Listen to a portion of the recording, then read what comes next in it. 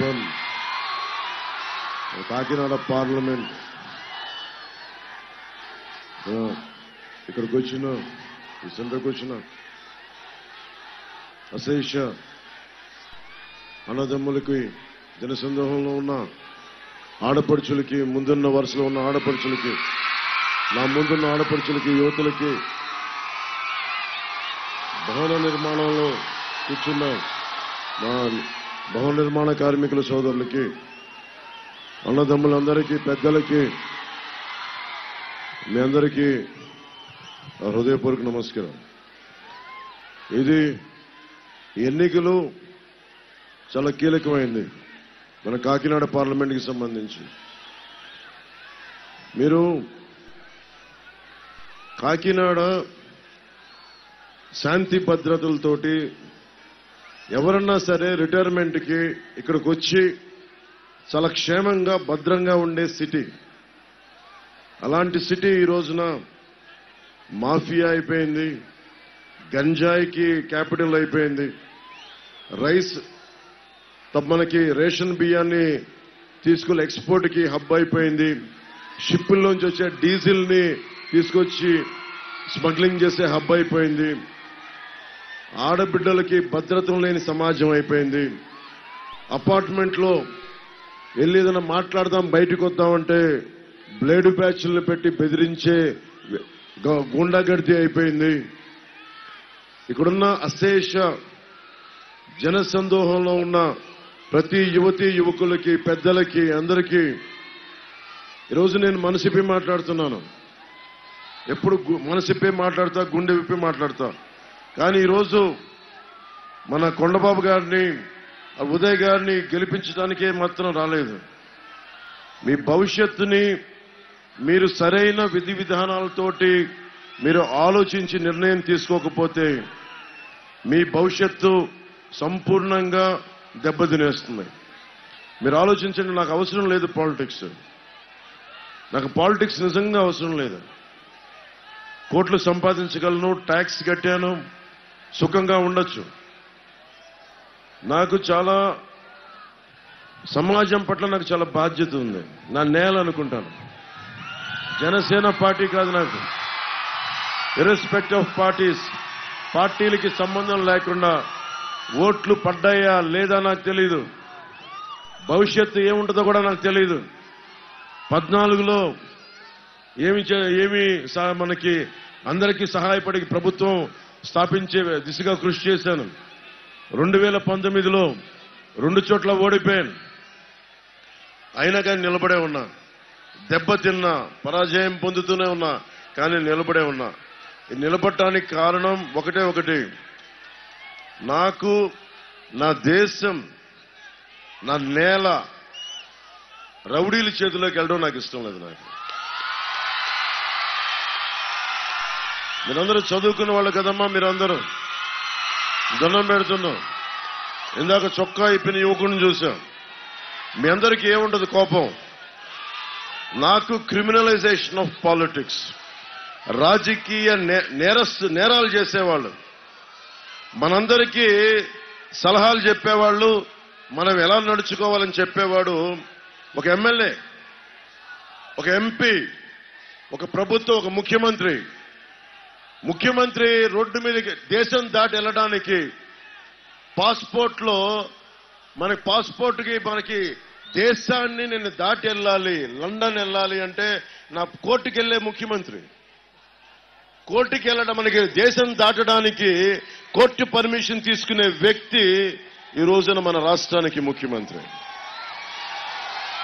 తండ్రి, తమ్ముడు రైస్ మిల్లర్ల అధ్యక్షుడు, తండ్రి ఇంకోటి civil supplies corporation chairman, MLA ఉన్న చంద్రశేఖర్ రెడ్డి గారేమో కూర్చోబెట్టి గుండాగర్దీ, బెదిరింపులు, మాఫియా, గంజాయి, పేకాట క్లబ్బులు, బ్లేడు బ్యాచ్లు, బెదిరింపులు, గంజాయి, మడ అడవుల్ని, మన కాకినాడకి రక్షణగా ఉన్న మడ అడవుల్ని అడ్డగోలుగా ధ్వంసం చేసిన వ్యక్తి. 7 నియోజకవర్గాలే కాదు, మనకి గోదావరి జిల్లాలో, ఉమ్మడి గోదావరి జిల్లాలో ఎక్కడికి వెళ్ళినా ఇతని పాదముద్ర ఉంటుంది. మంచి పాదముద్ర కాదు, చెడు పాదముద్ర, గంజాయి పాదముద్ర, మైనింగ్ మాఫియా.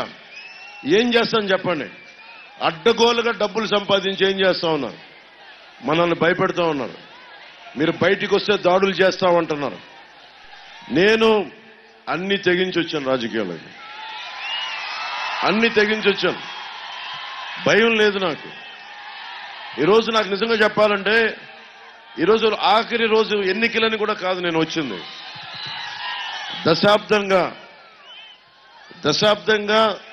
దశాబ్దంన్నర కాలంగా కరెక్టే మా భవిష్యత్తు మీ చేతుల్లోనే అంటున్నాం. 600 కిలోమీటర్లు ట్రావెల్ చేసి వచ్చారు. ఒక సైకిల్ గుర్తుకో, గాజు గ్లాస్ గుర్తుకో ఓటేసి కేవలం గెలిపించమని అడగడానికి రాలా. ఒక మార్పు కోసం అడుగుతున్నాను మిమ్మల్ని. ఒక మార్పు. మీ భవిష్యత్తు మీ చేతుల్లో ఉంది. మీరు ఊపుతారు, హుషారు చూపిస్తారు.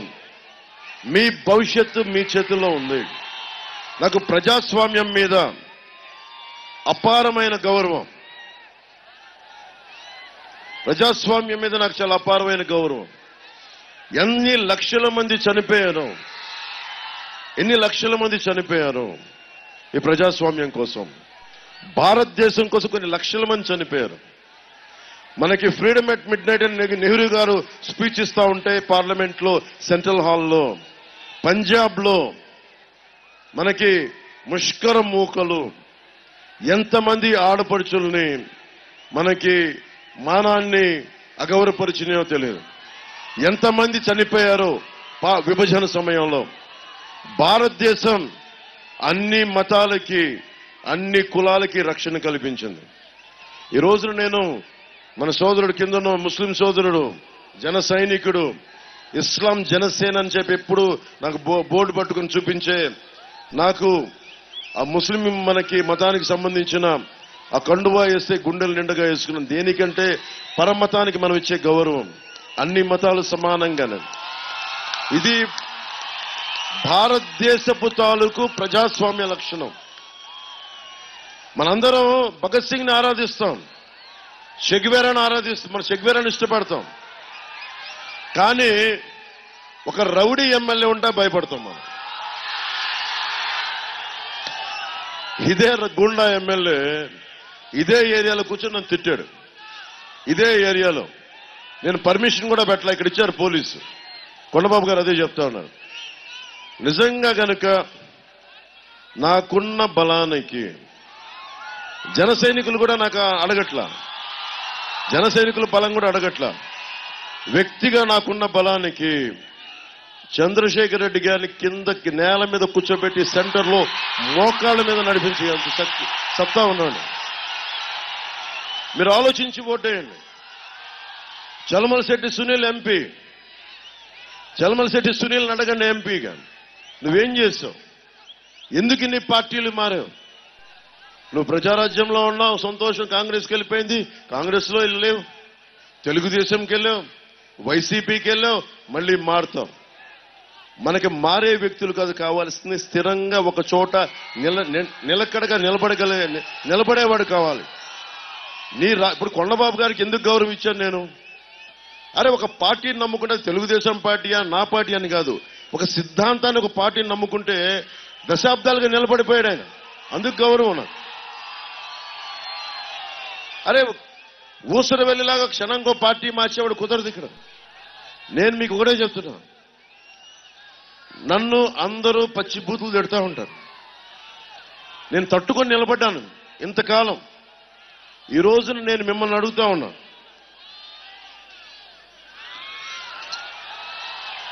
ఈరోజు నేను మిమ్మల్ని అడుగుతా ఉన్నా, మీరు గనుక మేలుకొనకపోతే, మీరు గనుక గాంధీ గారికి దండాలు పెట్టి భగత్ సింగ్ గారికి దండలేసి ఓటు మట్టుకు వైసీపీకి వేస్తే చేజేతులా మీరు గూండా ప్రభుత్వాన్ని తెచ్చుకుంటా ఉన్నారు.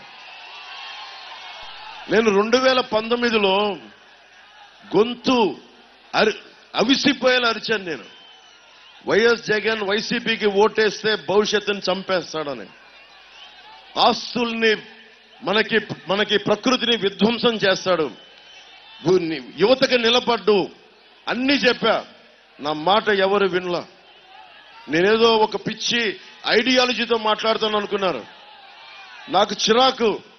నాకేమో చదువు మహాత్మా గాంధీ గురించి చెప్పి, నేతాజీ గురించి చెప్పి, భగత్ సింగ్ గురించి చెప్పి నన్ను వెళ్ళి ఒక గూండా ముఖ్యమంత్రి కింద పని నేను ఉండమంటే నేను ఉండలేను. నేను చాలా మంది లొంగిపోతారు, సగటు మనిషి లొంగిపోతాడు. నేను పెద్ద జీవితాల నుంచి రాలా. మా నాన్న ప్రభుత్వ ఉద్యోగి మా నాన్న. మా పెదనాన్న ఇదే కాకినాడలో ఒక పోస్టల్ ఆఫీస్లో పోస్ట్ మాస్టర్గా పనిచేశాడు మా పెదనాన్న సత్యనారాయణ గారని. అలాంటి కుటుంబాల నుంచి వచ్చాను. కానీ నాకు గుండెల నిండా సమాజాన్ని కాపాడుకోవాలి, ధర్మానికి నిలబడాలి అన్న ఒక పిచ్చి ఆకాంక్ష. అరే గాంధీ గారిని చదువుకున్నాం, భగత్ సింగ్ ని గుండెల్లో పెట్టుకున్నాం. అలాంటి నేను కూడా గుండాలకు భయపడితే ఎట్లా? క్రిమినల్స్ రాజ్యాలు వెళితే ఇలాగే ఉంటుంది. మన కాకినాడ పార్లమెంట్ లాగే ఉంటుంది. క్రిమినల్స్ రాజ్యాలు వెళితే బెదిరిస్తారు. జగన్ మాట్లాడొచ్చు, అన్ని మాట్లాడతాడు జగన్. కానీ 30,000 మంది ఆడబిడ్డలమ్మ మిమ్మల్ని అడుగుతున్నా, నా ముందు ఇంతమంది ఆడపిల్లలు ఉన్నారు. మన ఇంట్లో ఒక ఆడబిడ్డ కనిపించకుండా వెళ్ళిపోతే నేను చెప్తున్నాను కదా, విలవిలవిల్లాడిపోతాం. మీకు ఉండదమ్మా బాధ? ఒక ఆడబిడ్డ మీ మీద మగాళ్ళు ఇబ్బంది. ఇందాక ఎందుకు అరిచానమ్మా అక్కడ? మీరు గబుక్కన మీ మీద అంతమంది మీద పడితే నాకు హృదయం విలవిల్లాడిపోయింది నాకు. అలాంటి మీకు అలాంటి 30,000 మంది ఆడపిల్లలు ఈ ఆంధ్రప్రదేశ్లో అదృశ్యం అయిపోతే ఈ ముఖ్యమంత్రి ఒక్క మాట మాట్లాడలా. ఎందుకు మాట్లాడలా? నీకున్న చెంచాలంతా చంద్రశేఖర్ రెడ్డి లాంటి వ్యక్తులైతే నీకే ఉండదు ఆడబిడ్డల మీద భద్రత.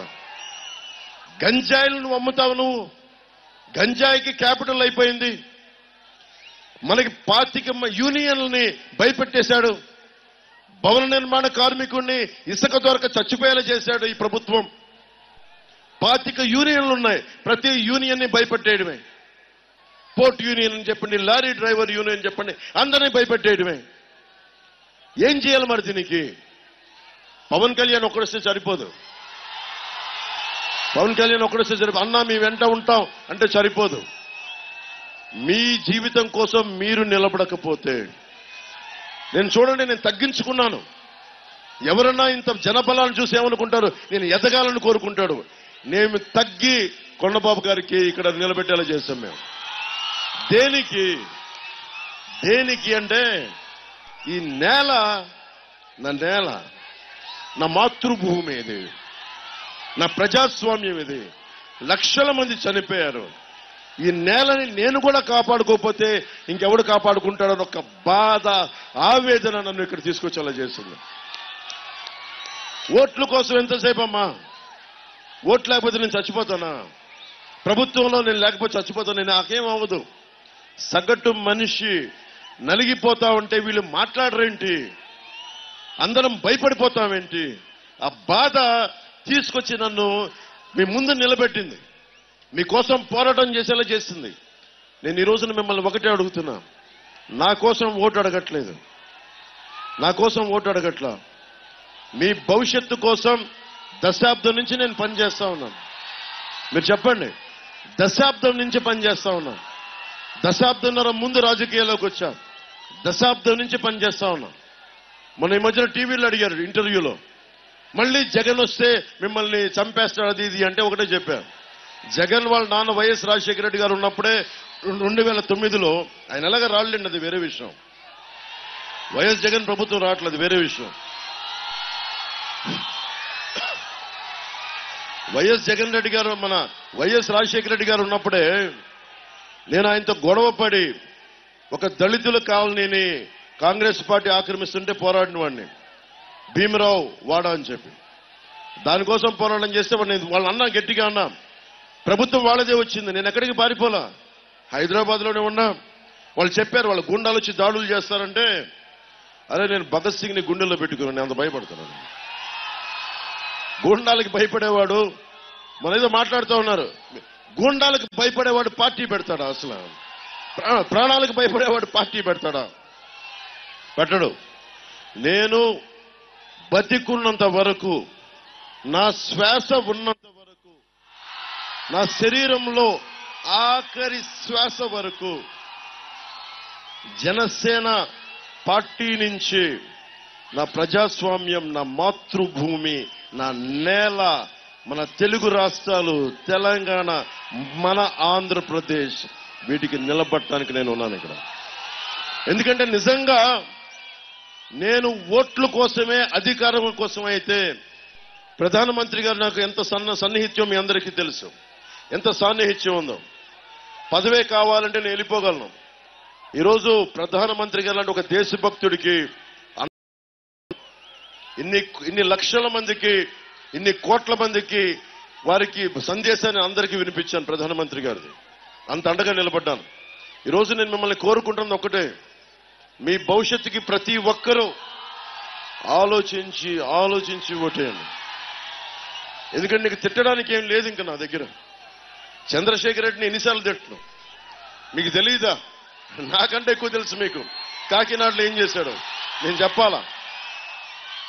నేను ఈరోజు ప్రత్యేకించి ఎవరిని తిట్టదలుచుకోవాలా. ఎందుకంటే కోపం మీకు రావాలి, నాకు కాదు. నాకు వస్తే సరిపోదు కోపం.